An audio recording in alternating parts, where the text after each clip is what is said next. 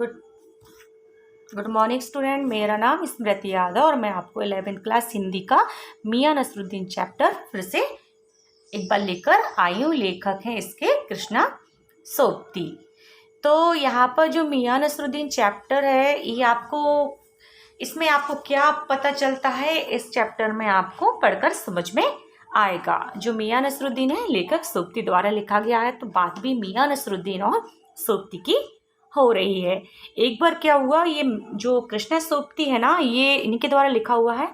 एक बार ये मियां नसरुद्दीन से मिली, तो उसमें क्या हुआ यहाँ पर आपको बताया गया जाएगा। यहाँ पर आपको मियां नसरुद्दीन जो है वो एक खानदानी नानबाई हैं, तो उनके व्यक्तित्व के विभिन्न पक्षों को यहाँ पर उजागर किया गया है। जो नानबाई विभिन्न प्रकार की रोटियां बनाने और बेचने वाले को कहते हैं। ठीक है, जो नानबाई है ना, जो विभिन्न प्रकार की रोटियां होती है ना, बनाने वाले और बेचने वाले को हम कहते हैं। एक बार क्या हुआ, लेखिका दोपहर के समय जामा मस्जिद की तरफ एक मटिया महल के गड़िया मोहल्ले की ओर जाती है। वह एक सामान सी अंधेरी दुकान पर आटा को गूंथता देख रुक जाती है। वह सोचती है कि शायद सिवैयां बना रहे होंगे, परंतु पूछने पर पता चलता है कि वह तो खानदानी नानबाई मियां नसरुद्दीन की दुकान है, जो 56 प्रकार की रोटियां बनाने के लिए प्रसिद्ध है। फिर क्या होता है, लेखिका जब दुकान के अंदर देखती है तो मियां नसरुद्दीन चारपाई पर बीड़ी पीते हुए दिखाई देते हैं। वे अच्छी उम्र के पक्के कारीगर तो दिखाई दे रहे थे, तो लेखिका को ग्राहक समझकर वो उसे बुलाते हैं। तो वह झिझककर उनसे कहती है, थोड़ी सी झिझक जाती है कि यदि आपके पास समय हो तो मैं कुछ सवाल पूछ लूं। तो मियां नसरुद्दीन ने शाही अंदाज में हाँ भी कह दिया। साथ भी यह भी पूछ लिया कि कहीं वो पत्रकार तो नहीं है, क्योंकि वे अखबार निकालने और पढ़ने वाले दोनों को बेकार व्यक्ति समझते हैं। फिर क्या होता है, लेखिका उनसे पूछती है कि उन्होंने अनेक प्रकार की रोटियां बनाने की शिक्षा कहाँ से प्राप्त की है।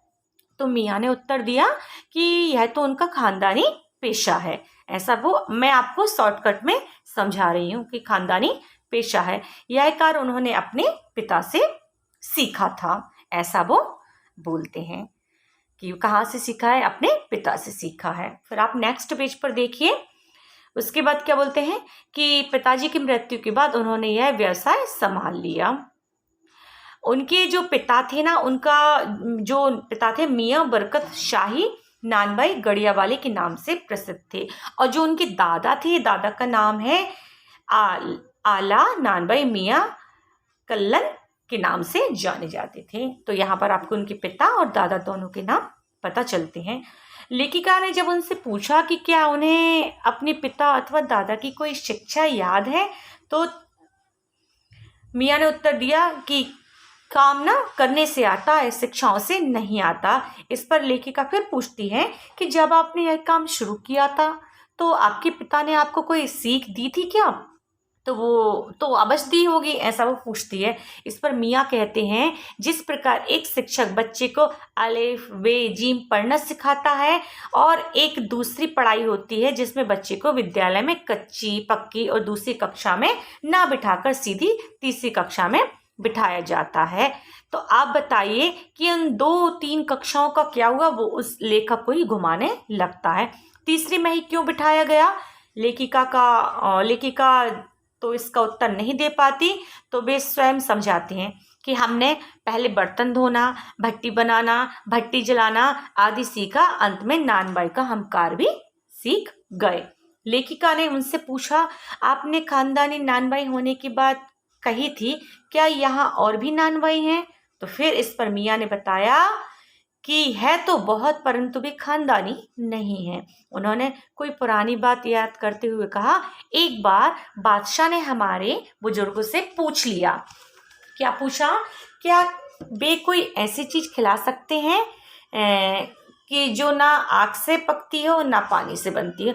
तो बादशाह की आज्ञा से उन्होंने ऐसी चीज बनाई थी जो ना आग से पकी थी ना पानी से बनी थी। तो लेखिका ने उस चीज के बारे में पूछने पर मियां से पूछा, तो मियां ने केवल इतना कहा, यह ना पूछिए, क्योंकि खानदानी नानबाई तो कुएं में से भी रोटी पका सकता है। इस पर लेखिका ने पूछा कि उनके बुजुर्गों ने शाही बावर्ची खाने में काम तो किया होगा। इस पर मियां ने उत्तर दिया, यह बात तो पहले हो चुकी है, तब लेखिका बादशाह का नाम पूछती, तो अच्छा आप उस बादशाह का ही नाम बता दीजिए। तो मियाँ नहीं बता पाते, और जब लेखिका बहादुर शाह जफर का नाम लेती है तो मियाँ खींच कर कहते हैं कि उन्हीं का नाम लिख लीजिए।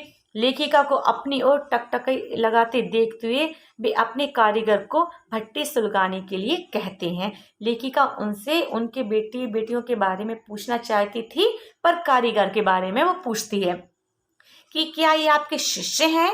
तो मियाँ बताते हैं कि वे इन्हें 2 रुपये मन आटे की और 4 रुपये मन मेहंदी की मजदूरी देते हैं।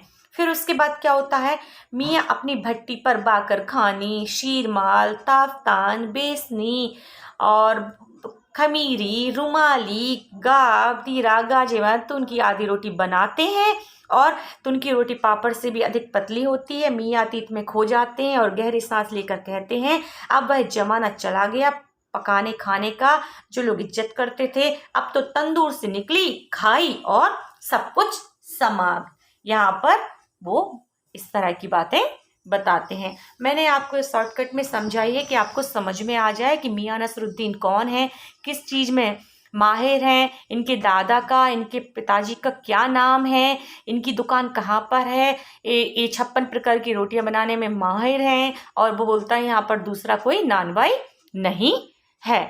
तो आपको ये चैप्टर समझ में आया होगा, मैं आशा करती हूँ। और इसके बाद मैं आपको एक और नया चैप्टर लेकर आऊँगी। आज के लिए इतना ही। धन्यवाद।